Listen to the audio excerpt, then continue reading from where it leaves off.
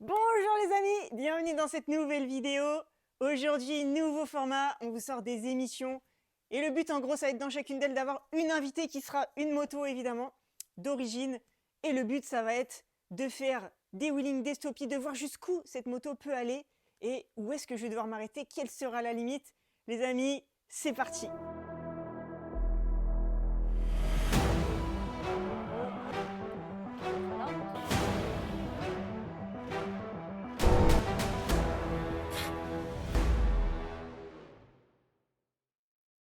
La première invitée de ce premier épisode, c'est cette petite Yamaha Tracer 900 GT, 899 cm3, 3 cylindres, même moteur je pense que la MT-09.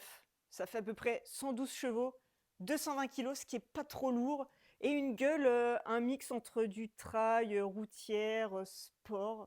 Je pense que ça peut être pas mal quand même. Bon, on a une gueule un peu trail, route, sport. On a des valises pour transporter Brigitte, qui peut-être peuvent frotter en drift, en wheeling, je sais pas. Tu peux mettre ton casque dedans. T'as plein d'options, des poignées chauffantes, tes critères 1. Mais à part ça, est-ce qu'elle stunt? C'est ce qu'on va voir.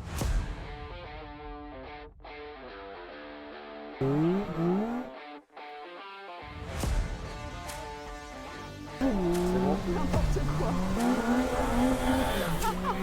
Bon, il y a un truc qui est vraiment pas mon ami sur les motos, c'est l'ABS.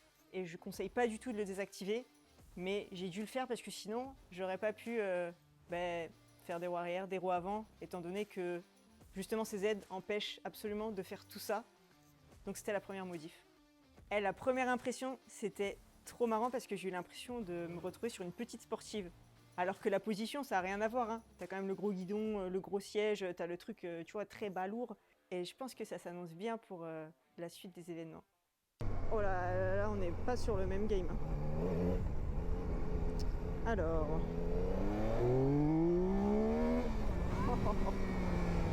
Oh, comment ça lève.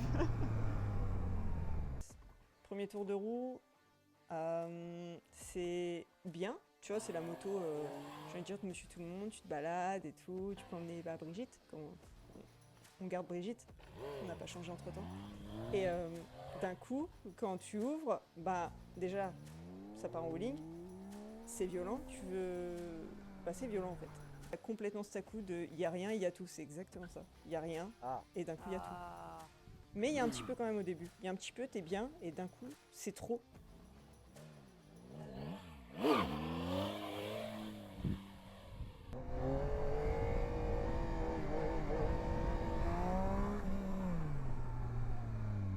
Alors, premier wheeling, c'était.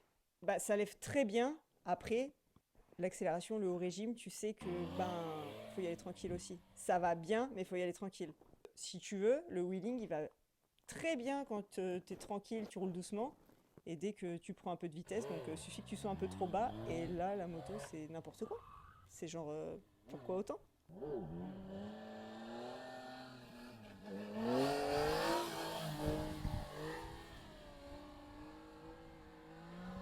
Le point d'équilibre, il est très bien. Il est très smooth. Bah, c'est simple, t'as la plaque d'immatriculation qui te dit quand c'est bien. T'es un petit peu derrière, mais c'est bien. C'est juste ce qu'il faut. L'empattement, il m'a pas du tout gêné, ni même tout ce qui est sacoche, le poids un peu trop, qui est trop, qui sert à rien. Mais je pense que ça m'a plus aidé qu'autre chose de cet effet. Bah, tu sais, ça lève bien. C'est plus lourd derrière, donc ça lève bien, forcément. Mais non, c'était pas gênant. En wheeling, c'était plutôt kiffant. Il n'y a pas eu de premier stoppie. Il n'y a pas eu de deuxième non plus. Il a fallu beaucoup d'essais en stoppie avant d'avoir un stoppie. Par contre, il n'y a pas de frein avant.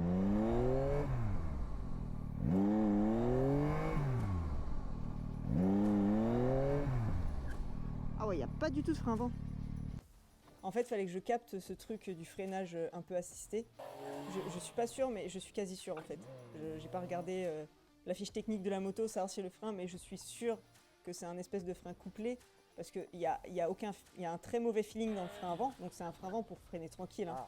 Donc là en stoppie, sur 220 kg, tu vois, j'étais obligée d'y aller fort. Sinon ça fait pas de stoppie. Donc si tu veux juste freiner, soit la roue elle dérape, soit ça freine pas assez déjà. Donc j'utilisais le système du transfert de masse. Donc aussitôt que tu accélères, dès que tu coupes les gaz, hop, quand le poids de la moto revient, tu freines. Et là, ça t'aide, tu vois. J'étais obligée de faire ça, sinon impossible. Mais en plus, j'ai freiné fort au point que, je te dis, le levier avant, il venait toucher mes doigts. Pourtant, il n'y avait pas de problème de purge quoi. Mais ouais, c'était chaud. C'est chaud. Mais je pense juste, la moto est pas faite pour ça.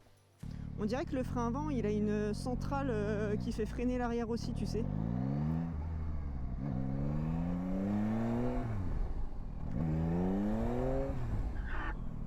Oh, c'est vraiment de la merde le frein avant.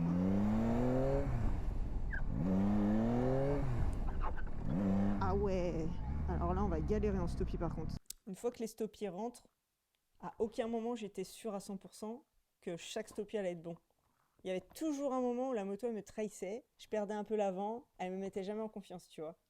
Je la sentais jamais collée au sol, tu vois ce que je veux dire? Ah, il faut faire des gros transferts de masse. Et encore. Ah putain, c'est horrible, il y a une assistance en fait dans le levier. Tu sens que le feeling il est pas net, tu vois. Le train avant, pas mauvais feeling, mais feeling spécial, ouais. Ouais. Autant quand je roule normal ou que je veux drifter, y a pas de souci. Mais dès que tu veux freiner ou quand tu roules vite aussi, tu vois, il y avait cette sensation, même sur le spot, tu vois, reposer fort en wheeling, cette sensation un peu de trop léger. Vraiment, comme si la moto, elle était tout le temps délestée de son avant. Mais finalement, une fois que t'es en stoppie, bah ça va. Mais c'est la transition sol to stoppie qui est délicate. Ensuite, ça va bien. Après, je vais pas dire comme les autres parce que ce serait mentir. Vu que t'as toujours, je sais pas, un chameau qui est littéralement un chameau, vu qu'elle a rien consommé. Enfin, la moto qui ne consomme pas. Mais t'as vraiment un truc, un mammouth à tenir quand même. C'était. Ouais, c'est sport, mais ça va. Ouais, c'était cool. C'était sport, ça. Ouais, c'était rigolo. Putain, mais là par contre, le poids, on le sent de ouf. Ah, mais là, le drifter a jamais ce truc, hein. Le drift. On a commencé en pression d'origine, telle qu'on a reçu la moto. Et c'était horrible. C'était pas horrible, mais la moto, elle veut pas. Elle veut raccrocher, elle veut pas glisser. Non, en fait, c'était juste pas bien en pression d'origine. T'as ce bas régime qui veut pas décrocher, et t'as ce haut régime qui t'envoie dans l'espace, tu vois. Donc il n'y a pas de juste milieu. Du coup, c'était pas impossible, mais c'était trop dangereux.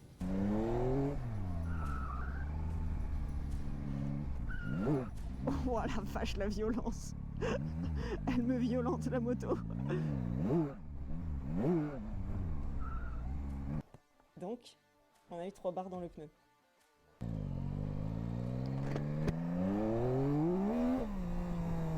Bon, déjà maintenant ça glisse quand j'accélère. C'est pas mal ça.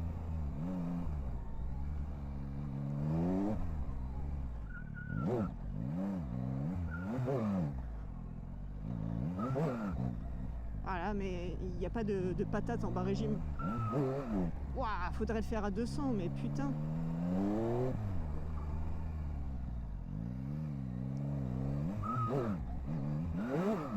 Oh là là. Elle va nous casser les couilles cette moto.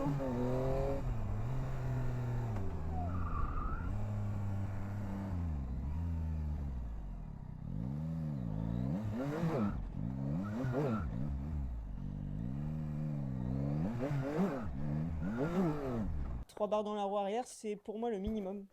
Tu vois, tu mets au moins 3 barres, tu peux mettre 3, 5, 4, après, voilà. Bon, après, c'est plus dur en wheeling, ça danse un peu plus. Et puis, ça allait mieux. C'est pas pour ça que ça allait bien, mais on a réussi à faire des belles glisses. Des belles glisses à l'accélération comme ça. Ça, c'était cool.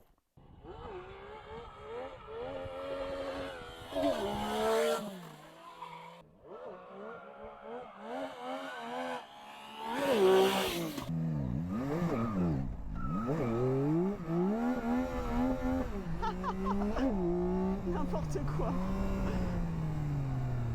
Tu sais, tout va bien et d'un coup le monstre il se réveille, tu sais.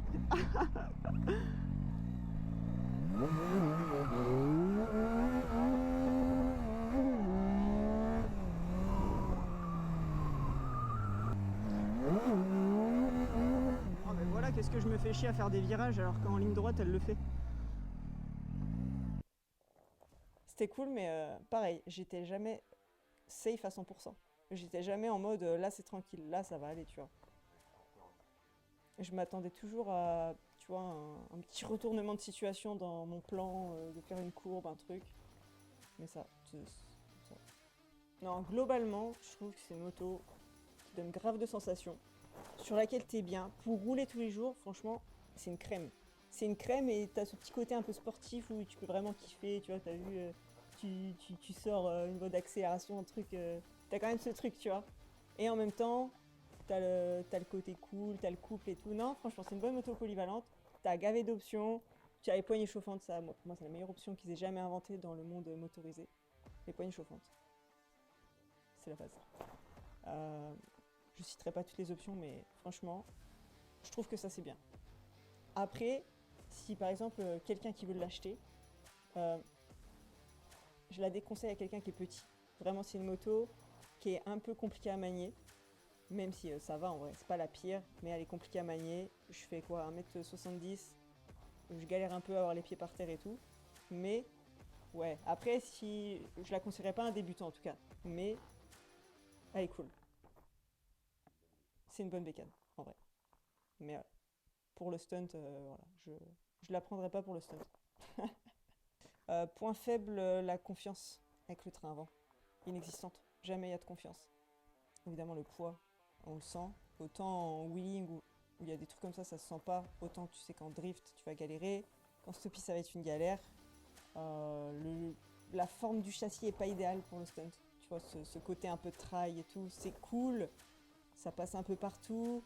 C'est maniable. Quoique. Mais pour le stunt, ça va pas bien. Ça va pas. Le frein avant, il est horrible. Le frein avant, il est horrible. Point fort, le moteur. Le moteur, autant il m'a fait galérer, mais autant il a des bonnes raisons de m'avoir fait galérer, tu vois, il a du caractère, il répond de ouf, et j'ai kiffé. Tu fais ça lève et tout, accélération, ça c'est bien. Conclusion finale, ce serait une excellente moto pour tout ce qui est road trip, aventure, mais un très mauvais choix pour le premier baptême de stun de Banshee.